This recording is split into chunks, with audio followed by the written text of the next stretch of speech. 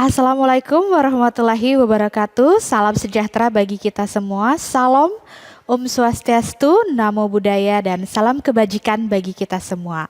Perkenalkan, nama saya Nima Dewi Rastika Sari, SPMSI. Saya adalah dosen di Program Studi Agribisnis Fakultas Pertanian Universitas Mataram. Dalam kesempatan kali ini, saya akan menyampaikan mengenai pernyataan diri dosen dalam unjuk kerja Tridharma Perguruan Tinggi atau PDD UKT-PT pada bidang pengajaran pada mata kuliah Manajemen Agribisnis yang saya ampu. Adapun tujuan dari pemaparan ini adalah untuk mengikuti sertifikasi dosen pada tahun 2022. Sebelum saya mulai menjelaskan mengenai mata kuliah Manajemen Agribisnis, saya akan menjelaskan mengenai pendekatan DIA yang saya gunakan pada pemaparan kali ini. DIA yaitu singkatan dari Delivery, Interaction and Assessment. Delivery di sini menunjukkan bagaimana saya menyampaikan mata kuliah kepada peserta didik, kemudian interaction menunjukkan bagaimana saya berinteraksi dengan mahasiswa dalam menyampaikan mata kuliah, kemudian assessment itu menunjukkan bagaimana saya menilai hasil kerja mahasiswa secara objektif terhadap hasil belajar mereka setelah mengikuti perkuliahan yang saya berikan. Selanjutnya, saya akan menyampaikan mengenai identitas mata kuliah Manajemen Agribisnis. Manajemen Agribisnis ini adalah mata kuliah dengan bobot 3 SKS yang dapat diambil oleh mahasiswa pada semester 3 dengan kode mata kuliah WAB 04213. Kemudian sifat mata kuliah ini adalah wajib dan mata kuliah prasyarat untuk dapat memprogramkan mata kuliah ini adalah mata kuliah pengantar agribisnis. Melalui mata kuliah Manajemen Agribisnis ini, mahasiswa dapat mempelajari mengenai konsep bisnis dan manajemen agribisnis serta bagaimana cara mengatasi permasalahan yang timbul dalam kegiatan agribisnis dan bagaimana mencari solusi terhadap masalah tersebut. Sehingga setelah selesai menempuh mata kuliah ini, mahasiswa dapat menggunakan kemampuan yang dimiliki untuk memecahkan permasalahan di bidang profesi agribisnis. CPL, capaian pembelajaran lulusan program studi agribisnis yang dibebankan pada mata kuliah ini ada 5. CPL pertama yaitu menunjukkan sikap bertanggung jawab atas pekerjaan di bidang keahlian secara mandiri. CPL kedua yaitu menguasai prinsip-prinsip bisnis dan manajemen. CPL ketiga mampu menunjukkan kinerja mandiri, bermutu, dan terukur. CPL 4 mampu mengerjakan tugas atau pekerjaan keprofesian agribisnis. CPL 5 mampu menggunakan kemampuan yang dimiliki untuk memecahkan masalah di bidang profesi agribisnis. CPMK dalam mata kuliah ini yaitu ada 5. CPMK 1 yaitu capaian pembelajaran mata kuliah. Yang pertama menunjukkan sikap bertanggung jawab, jujur, terampil atas pekerjaan di bidang manajemen agribisnis secara mandiri. CPMK 2 yaitu menguasai konsep bisnis dan manajemen agribisnis. CPMK 3 mampu menunjukkan kinerja mandiri, bermutu dan terukur pada bidang keahlian manajemen agribisnis. CPMK 4 mampu mengerjakan tugas dan pekerjaan di bidang manajemen agribisnis. CPMK 5 mampu menggunakan kemampuan yang dimiliki untuk memecahkan masalah di bidang profesi manajemen agribisnis. Berikutnya adalah sub CPMK, yaitu kemampuan akhir dari tiap tahapan belajar. Bisa dilihat di sini ada 10 sub CPMK dari sub CPMK 1 hingga sub CPMK 10. Nah, buku referensi yang digunakan juga dapat dilihat, ada buku referensi utama dan pendukung. Selain kedua buku referensi ini, yaitu buku referensi utama dan pendukung, maksud saya juga menggunakan jurnal dan artikel ilmiah terbaru yang mendukung setiap contoh kasus yang dibahas dalam mata kuliah ini. Metode pembelajaran yang digunakan pada perkuliahan ini yaitu metode sinkron dan asinkron, karena pada saat mata kuliah ini diberikan masih sedang berlangsung pandemi COVID-19. Metode perkuliahan sinkron itu melalui tatap muka via virtual melalui Zoom meeting, kemudian asinkron, kuliah menggunakan LMS pada Universitas Mataram pada link daring.unram.ac.id. Mahasiswa dapat mengakses materi perkuliahan, tugas, kuis, ujian tengah semester, dan ujian akhir semester pada LMS ini. Ini adalah contoh hasil tangkapan layar LMS pada Unram yang saya gunakan untuk mengajar mata kuliah manajemen agribisnis. Selanjutnya, ini adalah RPS, Rencana Pembelajaran Semester dari mata kuliah manajemen agribisnis. Rencana pembelajaran semester ini telah disesuaikan dengan metode outcome based education, yang dimana 50% dari bobot mata kuliah ini berupa student center learning dan project based learning. Selanjutnya dapat dilihat ini adalah rundown perkuliahan selama 16 kali pertemuan agar kita dapat memahami bagaimana alurnya berjalan perkuliahan ini. Jadi pada pertemuan pertama itu membahas mengenai materi pengertian ruang lingkup agribisnis, subsistem agribisnis. Kemudian pada pertemuan kedua membahas mengenai fungsi, manajemen perencanaan, pengelolaan, pengarahan, dan pengendalian dalam agribisnis. Pada pertemuan 3 dan 4 itu membahas mengenai peran, potensi, kendala agribisnis di Indonesia. Pertemuan kelima membahas mengenai manajemen produksi dalam agribisnis. Pertemuan ke-6 membahas tentang manajemen sumber daya manusia dalam agribisnis. Kemudian metode perkuliahan yang digunakan itu semuanya melalui Zoom meeting. Kemudian untuk assessment pada setiap perkuliahan itu menggunakan kriteria pedoman perskoran dan teknik pemberian assessment-nya itu berupa tes secara lisan pada pertemuan pertama, pada pertemuan kedua itu melalui kuis, pada pertemuan ketiga itu melalui portofolio dengan case based learning. Jadi mahasiswa saya berikan contoh kasus, kemudian mereka harus membahas secara berkelompok dan mendiskusikan permasalahan yang terjadi, kemudian merumuskan pemecahan masalah untuk kasus yang saya berikan. Pada setiap mata kuliah ini telah ada bobot di masing-masing pertemuannya, dan total dari keseluruhan bobot itu yaitu sebanyak 100%. Jadi bisa dilihat ini semua pertemuannya hingga pertemuan ke-16 telah saya tuliskan di sini. Nah, selanjutnya sistem penilaian itu meliputi teknik dan indikator. Ini adalah contoh rencana tugas mahasiswa yang akan saya berikan pada pertemuan ketiga dan keempat pada mata kuliah manajemen agribisnis ini. Jadi final project yang harus dikerjakan oleh mahasiswa yaitu membuat makalah dan PowerPoint. Kemudian waktu pekerjaannya selama 1 minggu. Judul tugasnya yaitu penyusunan makalah potensi dan kendala perkembangan agribisnis di NTB. Kemudian sub CPMK-nya yaitu mampu mengidentifikasi potensi dan kendala pengembangan agribisnis di NTB. Deskripsi tugasnya yaitu melalui kegiatan belajar dalam jaringan, penugasan dan diskusi mahasiswa S1 program studi agribisnis di Fakultas Pertanian Universitas Mataram. Diharapkan mahasiswa mampu mengidentifikasi potensi dan kendala agribisnis di NTB serta solusi atas kendala yang mungkin dihadapi.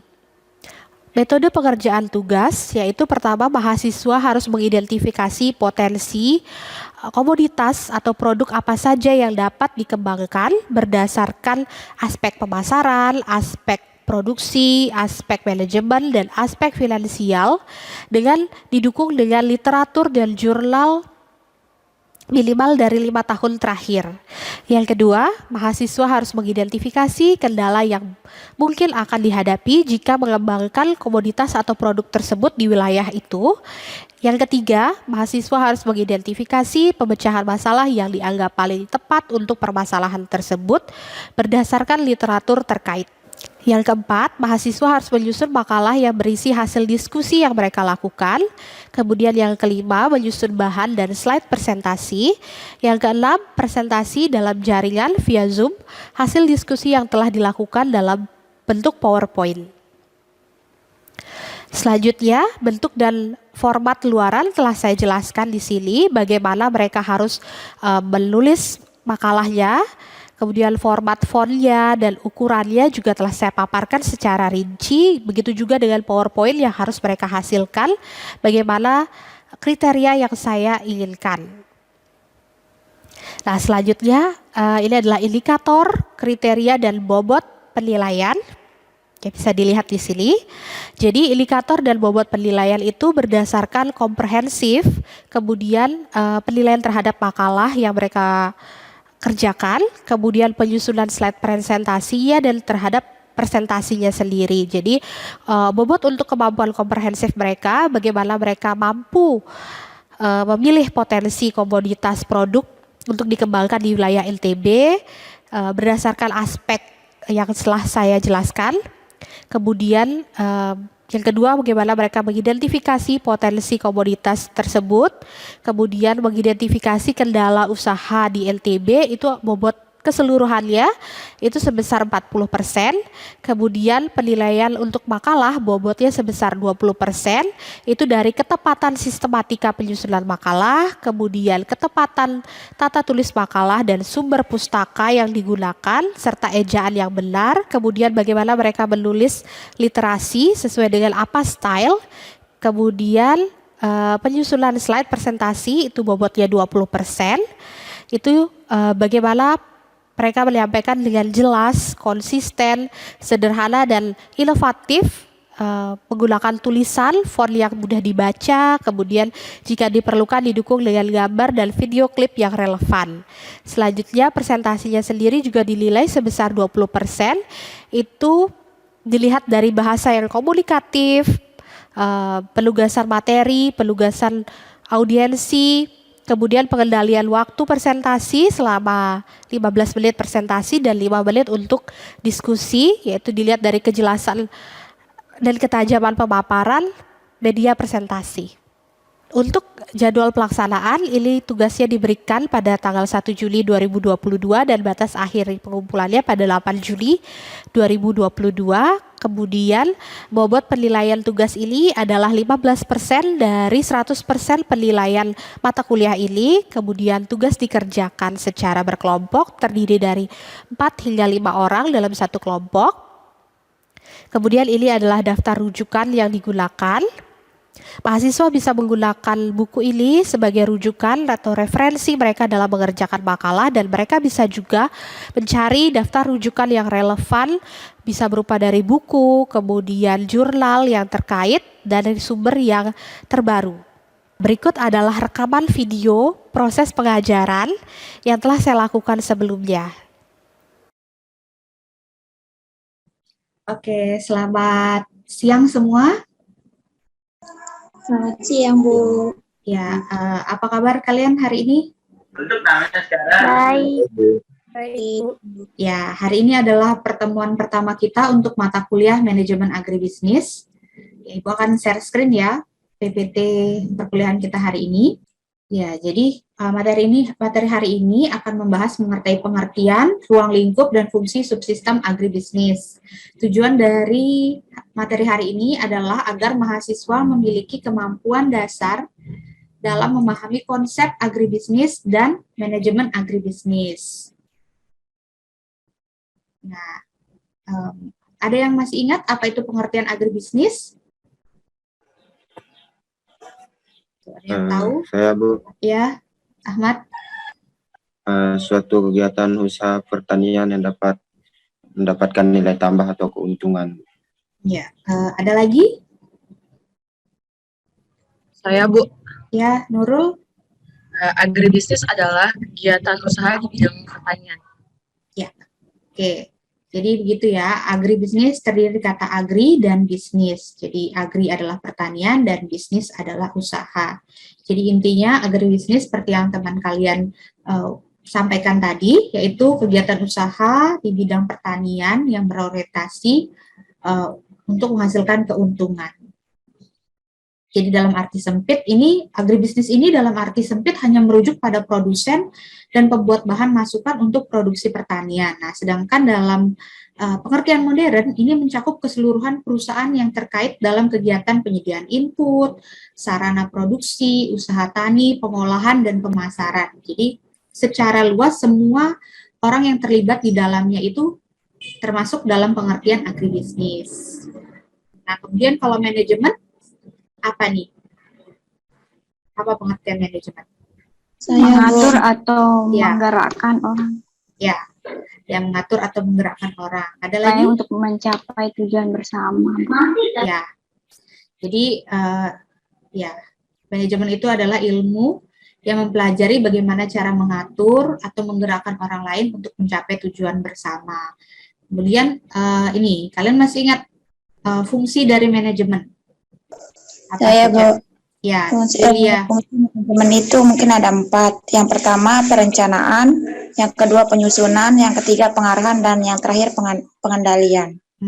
Ya, berarti masih ingat nih ya yang dipelajari pada mata kuliah dasar-dasar manajemen. Ya, benar itu ya. Manajemen itu meliputi yang tadi disebutkan sama Yulia, ada POAC. Jadi meliputi planning, perencanaan, organizing, penyusunan, kemudian actuating, pengarahan, dan C-nya itu controlling, untuk pengendalian. Jadi keempat fungsi itulah yang meliputi dalam kegiatan manajemen dan membantu untuk menggerakkan orang lain mencapai tujuan bersama. Jadi kalau di agribisnis tujuan bersamanya apa? Capai keuntungan gitu ya. Jadi kesimpulannya apa nih dari manajemen agribisnis? Apa jadinya? Kalau digabung, pengertian manajemen agribisnis? Ilmu untuk menggerakkan orang lain untuk mendapatkan sebuah keuntungan, Bu. Ya, ada ininya tambahannya, bergerak di bidang pertanian, gitu ya.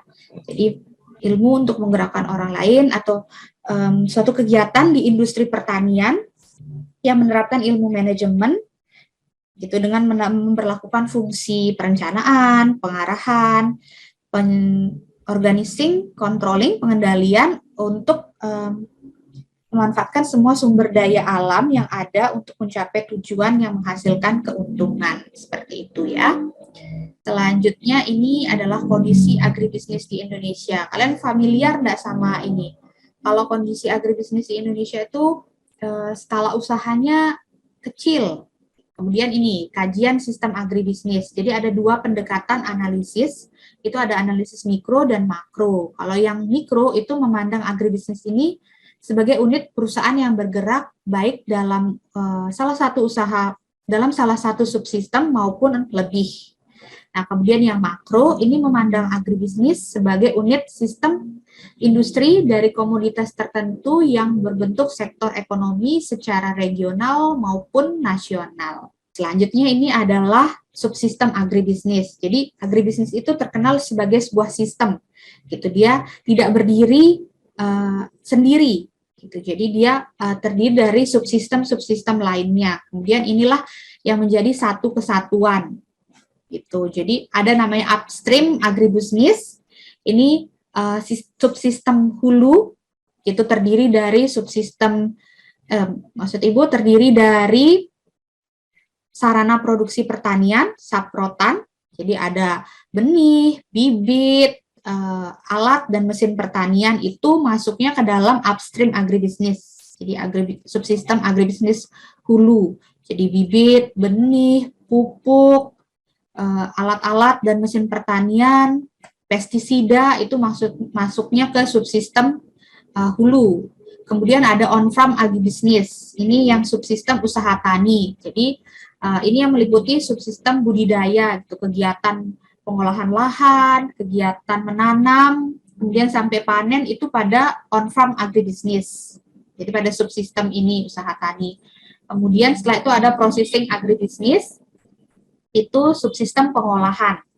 Jadi produk pertanian supaya memiliki nilai yang lebih itu perlu diproses, gitu, supaya meningkatkan harga jualnya. Misalnya seperti tomat, kalau dijual dalam bentuk segar, itu kan harganya mungkin cuma 15.000 sekilo. Dan apalagi kita tahu kalau tomat itu cepat rusak, gitu ya. Nah, jadi dengan adanya subsistem processing agribisnis, jadi tomat segar itu diolah menjadi jus tomat atau menjadi saus tomat. Nah, itu akan meningkatkan harga jualnya dan juga masa simpan produknya. Jadi produknya jadi lebih awet. Kemudian ada marketing agribisnis. Nah, ini subsistem pemasaran. Jadi setelah produknya diolah, kemudian dipasarkan. Nah, terus yang subsistem kelima itu adalah service and support subsystem. Jadi subsistem jasa dan penunjang. Itu yang ada di subsistem service dan support ini. Jadi jasa dan penunjang itu termasuk pergudangan, kemudian jasa transportasi dan asuransi. Gitu. Jadi asuransi produk-produk pertanian. Gitu. Jadi maksudnya panahnya ini dia saling bolak-balik ini arahnya itu. Jadi ada keterkaitan antara satu subsistem dengan subsistem lainnya. Gitu. Jadi jangan sampai mereka terpisah-pisah. Itu yang hulu sendiri, kemudian jual saprotan sendiri, tapi tidak terintegrasi dengan subsistem on-farm, subsistem usaha tani, tidak terintegrasi dengan subsistem processing, pengolahan, dan subsistem marketing. Itu nanti jadinya tidak sustainable, itu tidak berkelanjutan. Jadi dalam agribusiness system, semua subsistem ini, kelima subsistem ini saling terintegrasi agar sistem agribisnisnya itu bisa sustainable atau berkelanjutan. Yang service dan support ini menunjang keempat subsistem di atasnya agar keempat subsistem ini terus berjalan dengan baik gitu. Jadi ketika dia menghasilkan saprotan gitu, ada usaha benih, pupuk, itu kan perlu gudang untuk disimpan gitu. Inilah yang disupport sama service and support subsystem, dia menyediakan jasa gudang, kemudian untuk dijual supaya bisa digunakan sama on-farm agribisnis subsystem, itu perlu transportasi. Nah, itu kan ditunjang juga sama service and support subsystem gitu. Kemudian diteruskan nih dari on-farm ke processing untuk diolah, itu juga perlu transportasi. Kemudian misalnya dari baru panen sebelum diolah, itu kan perlu gudang juga untuk menyimpan. Itu makanya service and support subsystem itu posisinya di bawah, dia mensupport setiap subsistem ini. Nah, sampai sini ada yang ingin ditanyakan? Gimana? Belum ada. Oke, kita lanjut ya kalau belum ada. Nah, ini jadi penjelasan yang tadi, agribisnis sebagai suatu sistem. Jadi dia terdiri dari subsistem penyedia input dan sarana produksi, kemudian ada yang tadi subsistem usaha tani, subsistem penanganan pasca panen dan pengolahan, itu yang processing, kemudian subsistem distribusi dan pemasaran, marketing yang tadi, kemudian subsistem jasa dan penunjang. Jadi kelima subsistem ini saling terintegrasi satu sama lainnya, agar usaha agribisnisnya itu sustainable atau berkelanjutan. Jadi enggak berhenti gitu, cuman satu kali periode, tapi setelah itu selesai gitu. Dia maunya usaha ini terus berkelanjutan. Tanahnya pun yang digunakan untuk usaha agribisnis ini diharapkan bisa terus digunakan gitu, tidak berhentilah usaha agribisnis ini. Seperti itu ya. Kemudian ini. Jadi kaitannya antar subsistem yang menjadi bagian dari agribisnis saling mendukung satu sama lain, dan apabila terjadi kendala pada satu subsistem, dia akan mempengaruhi kinerja subsistem lain. Jadi diharapkan semua subsistem itu saling terintegrasi dengan baik, dan kalau misalnya ada kendala, dia nanti akan disupport oleh subsistem jasa dan penunjang. Kemudian ini peranan agribisnis di Indonesia. Kira-kira apa aja sih peran agribisnis? Jadi kan tadi kita udah pelajari nih pengertian agribisnis, kondisi agribisnis di Indonesia, kemudian subsistem agribisnis. Nah, menurut kalian peranan agribisnis ini apa sih dalam membantu perekonomian di Indonesia? Gimana? Ada yang tahu?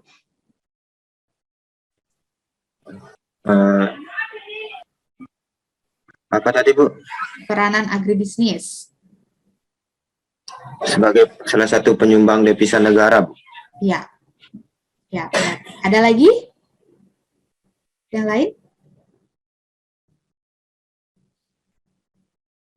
Ya, oke ya. Kalau gitu nih. Jadi Ini peranan agribisnis itu jadi penghasil bahan mentah atau komoditas primer, kemudian penghasil produk antara atau barang jadi. Jadi produk antara itu produk setengah jadi itu, atau produk jadi yang sudah jadi. Misalnya produk antaranya setengah jadi misalnya dari kapas setengah jadinya jadi kain, terus produk jadinya udah jadi pakaian gitu. Jadi itu. Kemudian menyerap banyak tenaga kerja. Nah, karena usaha agribisnis di Indonesia ini masih secara tradisional gitu, jadian sektor pertanian di Indonesia juga sangat banyak, lahan pertanian di Indonesia banyak, jadi dengan adanya agribisnis ini bisa menyerap banyak tenaga kerja. Terus kemudian penyumbang pada peningkatan produk domestik bruto dan pertumbuhan ekonomi di Indonesia. Dan juga seperti yang tadi teman kalian bilang ya, Ahmad itu, jadi sebagai penghasil devisa bagi negara gitu. Jadi ketika dia di produk-produk pertanian ini kita ekspor ke luar negeri, itu akan menghasilkan devisa bagi negara kita. Jadi biasanya produk apa sih yang diekspor? Produk pertanian negara kita ini apa biasanya yang diekspor? Sawit, Sawit. terus jagung juga, Bu. Apa? Jagung. Ini juga kopi, ya. Kopi dari Indonesia. Ada lagi? Apa kira-kira? Yang banyak dihasilkan Indonesia, tapi negara lain tidak bisa menghasilkan. Sampai negara lain tuh menjajah negara kita. Ingat nggak? Iya, benar.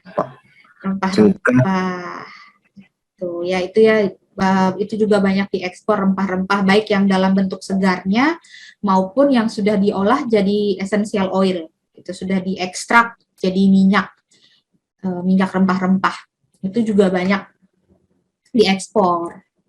Sampai sini, ada yang mau ditanya mungkin dari semua materi yang sudah Ibu jelaskan? Gimana? Ada yang mau ditanya?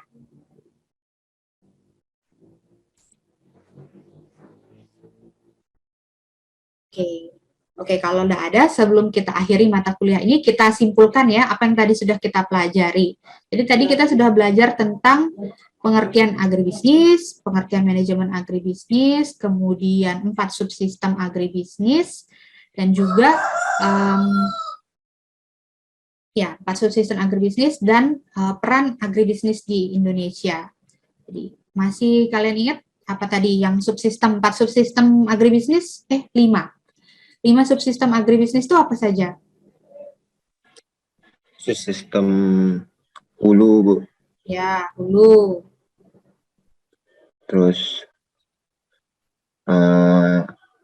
kalau nggak salah subsistem agroindustri,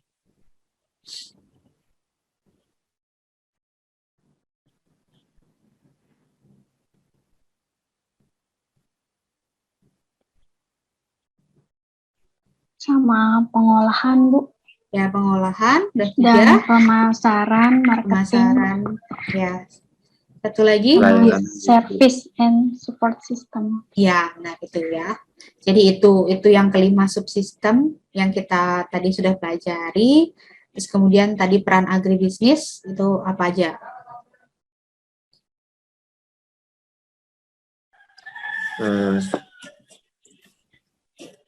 Penghasil bahan mentah. Ya, penghasil bahan mentah, penghasil produk antara atau produk jadi. Terus Penghasil kemudian tenaga kerja. menyerap banyak tenaga kerja. Ya, terus kemudian ada tuh yang berhubungan sama uang-uang. Iya, penghasil devisa bagi negara. Ya, gitu ya. Itu semua yang sudah kita pelajari hari ini. Baik, semoga ilmunya bermanfaat bagi kita semua. Maka kita akhiri pertemuan hari ini dan sampai ketemu lagi pada pertemuan minggu depan. Baiklah, demikian pemaparan saya pada pernyataan diri dosen dalam unjuk kerja Tridharma Perguruan Tinggi pada bidang pengajaran. Terima kasih.